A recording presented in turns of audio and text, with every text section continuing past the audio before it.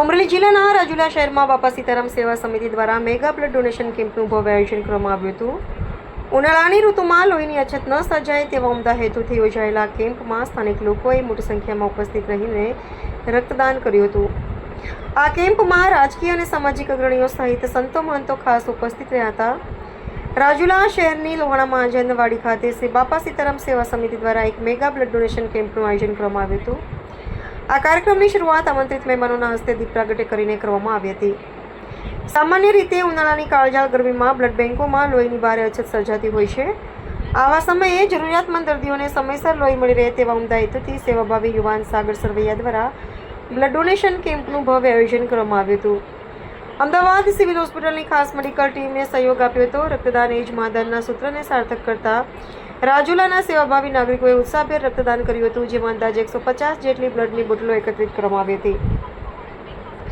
ઉલ્લેખનીય છે કે રાજુલામાં છેલ્લા 4 વર્ષથી કાર્યરત શ્રી બાપા સીતારામ સેવા સમિતિ માત્ર બ્લડ ડોનેશન જ નહીં પરંતુ વૃક્ષારોપણ સહિતની અનેક સામાજિક અને સેવાકીય પ્રવૃત્તિઓ કરી રહી છે। આ પ્રસંગે રાજકીય સામાજિક આગેવાનો, વિવિધ સંસ્થાના પ્રતિનિધિઓ અને સંતો મહંતોએ ઉપસ્થિત રહીને રક્તદાતાઓનો ઉત્સાહ વધાર્યો હતો। સંવાદદાતા ઇરફાન પરમાર, રાજુલા ખાતે બાપા સીતારામ સેવા સમિતિ અને અમારા સૌ મિત્રો દ્વારા આજે રોજ લોહાણા મહાજનવાડી ખાતે મેગા બ્લડ ડોનેશન કેમ્પનું આયોજન કરવામાં આવ્યું હતું।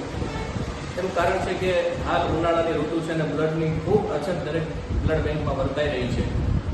આવા સમયે થેલેસેમિયાગ્રસ્ત બાળકો હોય, સગર્ભા મહિલા હોય કે અકસ્માતના કેસોમાં અવારનવાર બ્લડની જરૂરિયાત પડતી હોય છે, ત્યારે અમદાવાદ સિવિલ હોસ્પિટલને આજે અમે બોલાવેલી અને એમને બ્લડ ડોનેટ માટે અમે લોકોએ સૌ મહેનત કરી અને અમારો ટાર્ગેટ 150 બોટલનો હતો, જેમને વિશ્વાસ છે અત્યારે 6:30 વાગ્યા છે ત્યાં સુધીમાં 140 બોટલ થઈ ગઈ છે। અને સૌ દાતાઓના સહયોગથી દરેક બ્લડ દાતાઓને અમે પાવર બેંકનું ભેટ આપી હતી અને બહોળી સંખ્યામાં રાજુલાના વેપારીઓ, આગેવાનો અને ખાસ આપણા વિસ્તારના લોકલાડીના ધારાસભ્ય હીરાભાઈ સોલંકી સહિતના રાજકીય અને સામાજિક આગેવાનોએ હાજરી આપી તે બદલ અમે સૌનો આભાર માનીએ છીએ। આપની સંસ્થા પણ ઘણા વર્ષોથી કાર્યરત છે, કેવા પ્રકારની કામ?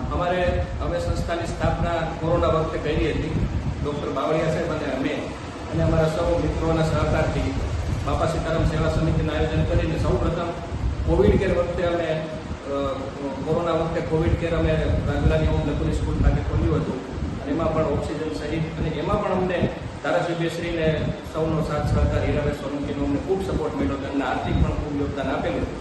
અને આ સિવાય અમે વૃક્ષારોપણ, બ્લડ ડોનેશન કેમ્પ, ઝુંપડપટ્ટી વિસ્તારમાં કપડાં અને અનાજનું વિતરણ, અનેક કાર્યો અમે આ સમિતિમાં